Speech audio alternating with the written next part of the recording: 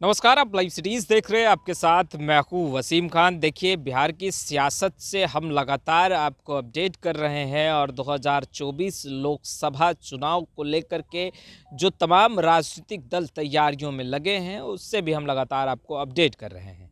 मगर हम जो बात आपको बताने जा रहे हैं, वो बेहद ही महत्वपूर्ण है। बिहार की राजनीति को आप समझ सकते हैं कि किस ओर जा रही है। देखिए, इंडिया बनाम एनडीए की तो बातें हो ही रही है, मगर उस बीच एक बड़ा मसला है। वो मसला महागठबंधन के बीच है, सीट शेयरिंग का।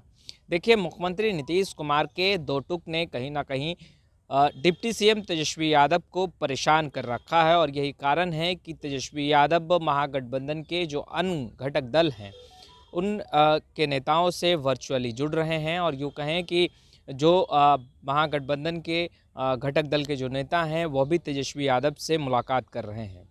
देखिए, मुख्यमंत्री नीतीश कुमार और जेडीयू ने कहीं ना कहीं साफ साफ लफ्ज़ों में कह दिया है कि देखिए, सीट शेयरिंग को लेकर के जेडीयू की मंशा स्पष्ट है। जेडीयू ने राजद के साथ गठबंधन किया है और फिलहाल जो परिस्थिति है वह यह परिस्थिति है कि 16 सीटों से कंप्रोमाइज़ बिल्कुल नहीं किया जाएगा। देखिए, 16 वह सीटें हैं जो कि जेडीयू जीती हुई है और उन सीटों को जेडीयू कतई नहीं छोड़ना चाहती है और यही कारण है कि अब तेजस्वी यादव भी परेशान है।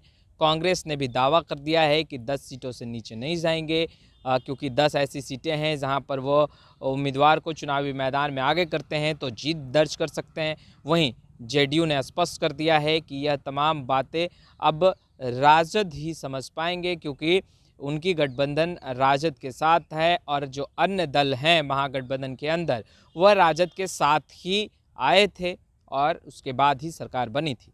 तो खैर, जेडीयू की तो मंशा स्पष्ट है कि जो 16 ऐसी सीटें जहां पर वह जीत चुके हैं और उनके सिटिंग कैंडिडेट हैं, वहाँ वह छेड़छाड़ बिल्कुल नहीं करेंगे। यानी कि 16 जो वो सीटें हैं, हम वह भी नाम आपको बता देते हैं कि आखिर कौन सी सीटें हैं जो जेडीयू बिल्कुल उन सीटों से कंप्रोमाइज़ नहीं करना चाहती है और यूँ कहें कि मूड ही नहीं है कंप्रोमाइज़ करने का।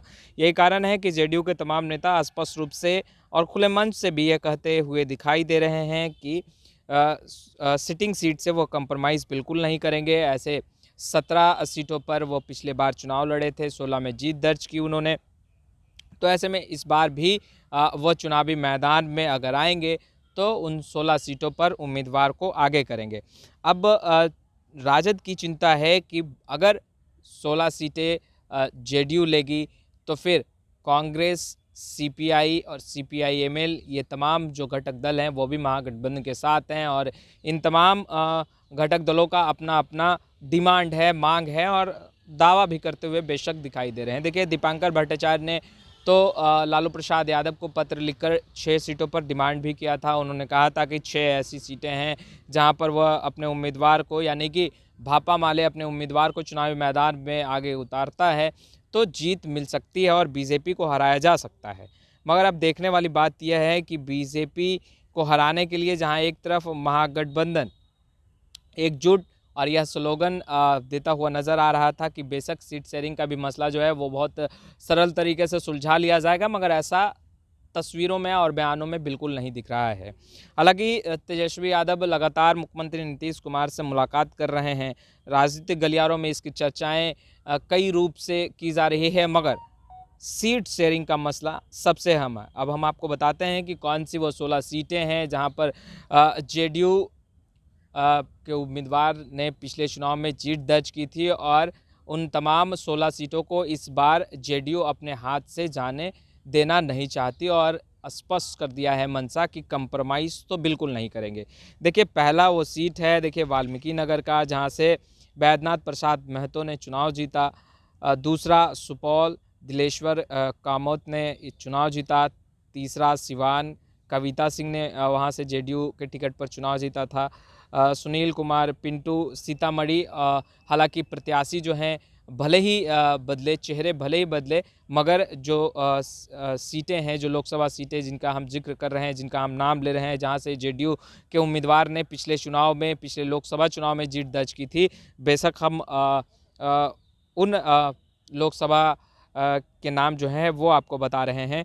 देखिए, संतोष कुमार ने पूर्णिया से जीत दर्ज की थी, कौशलेंद्र कुमार ने नालंदा से जीत दर्ज की थी, राजीव रंजन उर्फ लल्लन सिंह मुंगेर से जीत उन्होंने दर्ज की थी, दुलाल चंद्र गोस्वामी कटिहार से उन्होंने जीत दर्ज की थी, दिनेश चंद्र यादव ने मधेपुरा से जीत दर्ज की थी, महावली सिंह काराकाट से उन्होंने जीत दर्ज की थी, रामप्रीत मंडल झंझारपुर से उन्होंने जीत दर्ज की थी, चंदेश्वर प्रसाद जहानाबाद से उन्होंने जीत दर्ज की थी, डॉक्टर आलोक कुमार सुमन गोपालगंज से उन्होंने जीत दर्ज की थी, विजय कुमार गया से जेडीयू के टिकट पे उन्होंने जीत दर्ज की थी, अजय कुमार मंडल भागलपुर से उन्होंने जीत दर्ज की, और गिरिधारी यादव बांका से। ये वो सीटें हैं जहां एक बार फिर से जेडीयू ने स्पष्ट कर दिया है कि चुनावी मैदान में अपने उम्मीदवार को आगे करेगी। बाकी का जो सीट शेयरिंग का मसला है वह राजद जो है वो तमाम जो अन्य घटक दल हैं, जिसमें सीपीआई है, सीपीआईएम है, सीपीआईएमएल है, कांग्रेस है, मुख्य तौर पर कांग्रेस जो है वो राजद को, तेजस्वी यादव को परेशान बेशक करता दिखाई दे रहा है इस वक्त, क्योंकि कांग्रेस ने जो डिमांड रखा है वो 10 सीटों का डिमांड है। ऐसे में 10 सीटें कांग्रेस को क्या राजद दे पाएगी? अगर 10 सीटें देती है तो क्या राजद कंप्रोमाइज़ करेगी? देखिए, अब इस पर भी बात कर ही लेते हैं। जेडीयू ने जहां तमाम चीज़ों को स्पष्ट कर दिया है, यूं कहें कि एकदम खुलकर बता दिया है, अब कांग्रेस पर चर्चा की कर ली जाए, क्योंकि तेजस्वी यादव सीट शेयरिंग के मसले पर बहुत परेशान है। लालू प्रसाद यादव ने तो हाथ भी खड़े कर दिए। उन्होंने कहा है सीट शेयरिंग का मसला से जुड़ा हुआ कोई भी सवाल और या फिर कोई भी निर्णय लेना होगा तो तेजस्वी यादव लेंगे। तमाम घटक दल के नेताओं को तेजस्वी यादव से बात करनी चाहिए और उनसे ही बात करें। ये बात हम कह रहे हैं क्योंकि हमने जब सीपीआईएमएल के विधायक दल के नेता महबूब आलम से बात की थी तो उन्होंने यह बातें स्पष्ट रूप से कहा था कि लालू प्रसाद यादव की तबीयत नासाज भी है, और लालू प्रसाद यादव ने स्पष्ट रूप से कहा है कि सीट शेयरिंग को लेकर के कोई भी डिसीजन तेजस्वी यादव ही ले पाएंगे, यानी लेंगे।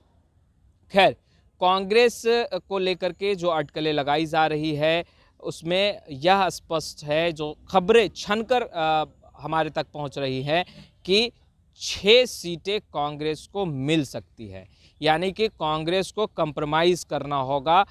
10 सीटों का दावा किया है मगर 6 सीटें कांग्रेस के खाते में जा सकती है, उस पर भी विचार विमर्श चल रहा है। दूसरे तरफ अगर हम भाकपा माले की बात करें तो भाकपा माले ने 6 सीटों पर दावा ठोका है, मगर सीपीआईएमएल को 2 सीटें मिल सकती हैं। देखिए, पिछले बार लोकसभा चुनाव यानी कि 2019 लोकसभा चुनाव को अगर आप याद करते हैं तो सीपीआईएमएल आरा लोकसभा सीट से चुनावी मैदान में आगे आई थी, और इस बार कहीं ना कहीं इस बातों को सीपीआईएमएल दोहरा रही है कि प्रदर्शन लोकसभा के बाद विधानसभा में जिस तरीके से उन्होंने किया है, तो 6 ऐसी सीटें हैं जहां पर अगर उन्हें आगे किया जाता है, उनके उम्मीदवार को आगे किया जाता है तो बेहतर रिजल्ट दे सकते हैं वो, परिणाम बेहतर दे सकते हैं वो।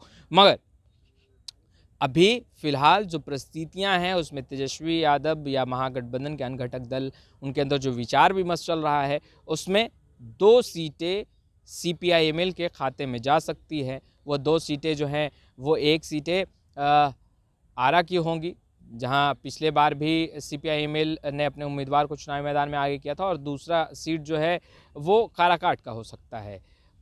तीसरे पर भी मंशा चल रही है। देखिए, सिवान एक हॉट सीट बना हुआ है, अगर राजद के खाते में आता है तो राजद बेशक विचार विमर्श जरूर करेगी, और राजद लगातार तमाम सीटों पर एनालिसिस भी कर रही है कि किन सीटों पर उनकी पार्टी जो है वो बेहतर प्रदर्शन कर सकती है। इन चीज़ों को लेकर भी आकलन हो रहा है, और अन्य घटक दल भी किन किन सीटों पर अगर उम्मीदवार अपना आगे करते हैं तो बेहतर प्रदर्शन कर सकते हैं, और महागठबंधन बिहार में अच्छा प्रदर्शन कर सकता है।